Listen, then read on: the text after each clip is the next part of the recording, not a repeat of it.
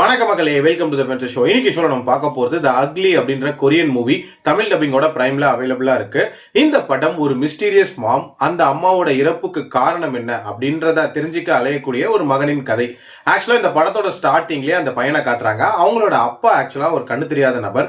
But இருந்தாலும் இந்த stamp part அப்படின்னு சொல்லப்படுற ஒரு விஷயத்துல பயங்கர தலை சிறந்தவரா இருக்காரு. அவரை பத்தி ஒரு டாக்குமெண்ட்ரி எடுக்கலாம் அப்படின்ற மாதிரியான பிளான் இருக்கும் போது திடீர்னு ஒரு போன் கால் அவருக்கு வருது. அதாவது பல வருஷங்களுக்கு முன்னாடி இறந்து போன ஒரு லேடியோட எலும்புக்கூடுகள் கிடைக்குது. அது அவங்க அம்மாவோட எலும்புக்கூடு அப்படின்ற மாதிரி அந்த பையனுக்கு தெரிய வருது. அவங்க அம்மாவை பொறுத்த வரைக்கும் சின்ன வயசுல தன்னை விட்டுட்டு ஓடி போயிட்டாங்க அப்படின்னு தான் அந்த பையன் இது வரைக்கும் நினைச்சிட்டு இருக்கான். திடீர்னு இந்த நியூஸ் கேட்ட உடனே ஷாக் ஆகுறான். சோ தன்னோட அம்மாவை பத்திய மர்மங்களை தெரிஞ்சுக்கிறதுக்காக அவன் கிளம்புறான். அதுல என்னென்ன மாதிரியான விஷயங்கள் வெளியே வருது, டுவர்ட்ஸ் எண்ட் எல்லாமே ரிவீல் ஆச்சா இல்லையா அப்படின்றத அந்த படத்தோட கதை.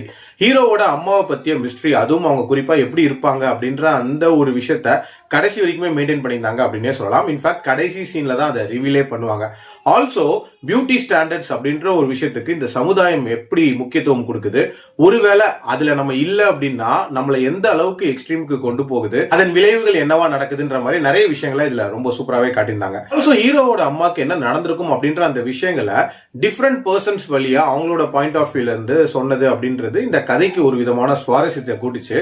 பட் முக்கியமான ஒரு மொமெண்ட்லயே அதுக்கு யார் காரணம் அப்படின்றத பட்டுன்னு போட்டு உடைச்சிருவாங்க. அதுக்கப்புறமே ரொம்ப பிரெடிக்டபிளா இந்த கதை போச்சு. சொல்ல போனா கடைசியில அந்த ரீசன் அப்படின்றதெல்லாம் கூட நம்ம ரொம்ப ஈஸியாவே ப்ரெடிக்ட் பண்ற மாதிரி தான் இருக்கும். அதே மாதிரி ஹீரோவோட மைண்ட் செட் கடைசியா எப்படி என்ன டிசிஷன் எடுக்கிறாரு அப்படின்றது ஒரு மாதிரி இன்ட்ரெஸ்டிங்கா இருந்துச்சு. ஆல்சோ அந்த போட்டோவை பார்க்கக்கூடிய தருணம் அப்படின்றதெல்லாம் ரொம்ப ரொம்ப நீட்டா இருந்துச்சு. ஓவரால் என்ன பொறுத்த வரைக்கும் ஒரு இன்ட்ரெஸ்டிங்கான படம்.